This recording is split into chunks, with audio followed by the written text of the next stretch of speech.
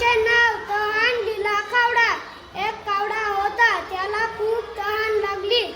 तो पाण्यासाठी इथे तिथे पाहू लागला. त्याला एक हंडा दिसला. हंड्यात पाणी खूप खाली होते. त्याला एक युक्ती सुचली.